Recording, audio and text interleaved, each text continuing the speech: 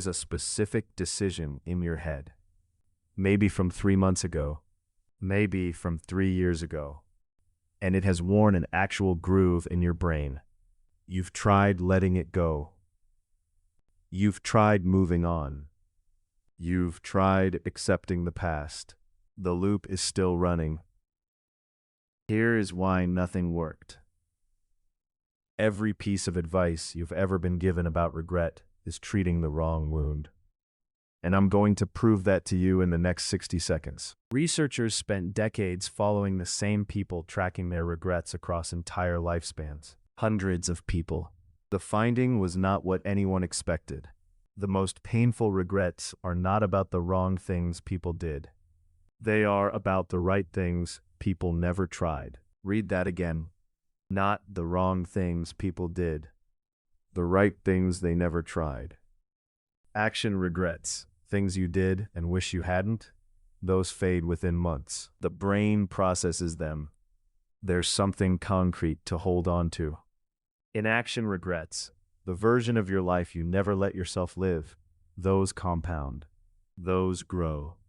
Year after year, they get larger and louder because there is nothing to resolve them. The loop in your head isn't about what you did. It's about who you didn't let yourself become. Which means move on, accept the past, learn from it, is treating the wrong wound every time. Here's the real diagnosis. The regret loop exists because your future self is trying to send a message to your past self, and it has no other channel. The loop is not punishment. It's information delivery. It is your deeper intelligence trying to get you to understand something about how you decide so that you don't do it the same way again. The problem is not that you keep looping. The problem is you never learn to read what the loop is actually saying, which is exactly what this banned Japanese thinking rule teaches you to do. And the reason it works is almost uncomfortable to understand. But first, you need to know what samurai commanders were actually afraid of. Because it wasn't death. It wasn't the enemy. It was something far closer. Picture this. Every decision you make carries consequences not just for you, but for your entire clan, your descendants, your lord's entire legacy. A wrong call in council could end a bloodline. That pressure created exactly what you experience right now. Hesitation, second-guessing, the paralysis of too many alternatives. This was the daily reality of Yamamoto Tsunetomo in Japan, 1716. His lord was dead. His era was ending. He had retired to a mountain as a monk. And for 10 years, a young samurai came to visit him and wrote down everything he said. The result became the Hagakure, which translates roughly to hidden in the leaves. The text contained a rule about decisions so precise, so counterintuitive, that it gets quoted out of context constantly and misunderstood almost every single time. The most famous line in the Hagakure is, "The way of the samurai is found in death." Westerners read this and think, be willing to die. Warrior, bravado, macho philosophy. That's not what it means. The samurai weren't practicing death to become fearless. They were practicing death to hear themselves clearly. Here is the actual mechanism. Before any significant decision, a samurai was trained to run a specific cognitive sequence. They were instructed to imagine fully, viscerally, that they were already dead, not as a morbid exercise, as a clarification tool. Because once you have genuinely accepted that you are already dead, once you've actually sat with that reality, two things happen in your brain with measurable speed. The social anxiety around the decision, what will they think? How will I look? Will I seem weak? Drops to near zero. And the signal of what you actually want underneath the fear becomes suddenly, almost shockingly, audible. This specific mental move had a name. Shinimono gurui. Literally, the madness of one who is already dead. And what's interesting is that almost everyone who encounters this idea applies it in the wrong order, which produces the opposite effect. So, Here is the correct sequence. 3 moves.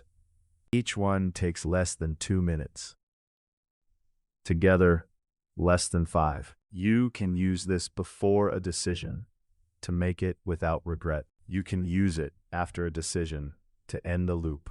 This works, but only in this sequence. The first move is called the obituary question. If I were to die tonight and someone described this decision at my funeral, which version of this choice would they describe, and which version would make me wince? Not what would they think of me. That's the ego. Not what would they say about me. That's performance.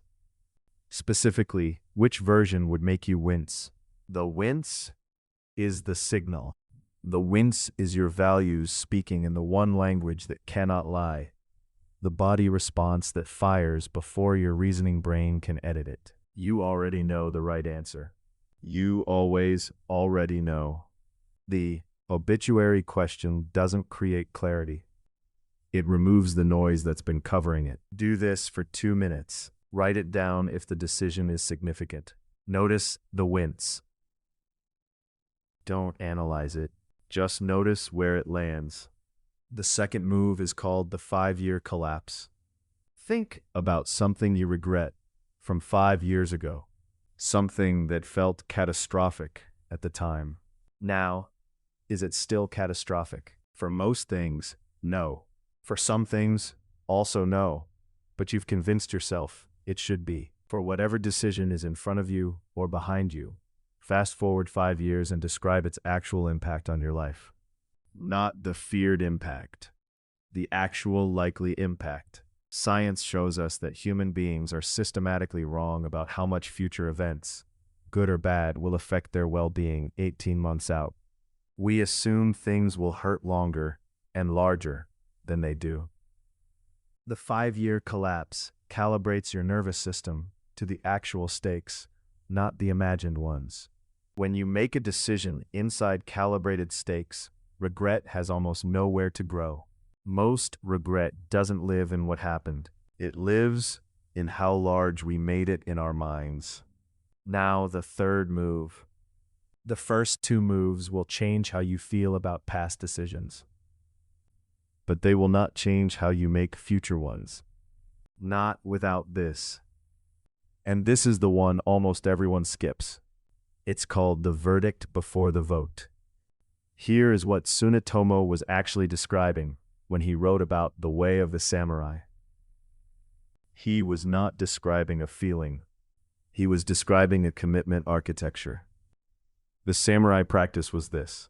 Before the decision, you commit to the process, not to the outcome. You declare out loud or in writing, I gathered the available information. I ran the obituary question. I checked my actual values against my social anxiety.